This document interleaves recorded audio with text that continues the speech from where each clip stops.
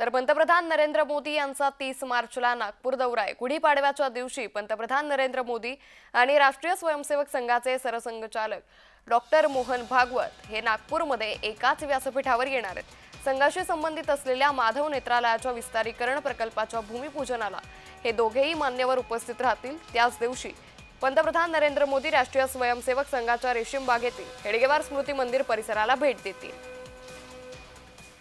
या संदर्भात अधिक माहिती घेऊयात आमचे प्रतिनिधी हितेश मेश्राम यांच्याकडून। हितेश, पंतप्रधान नरेंद्र मोदी यांचा 30 मार्चचा नागपूर दौरा कसा असेल?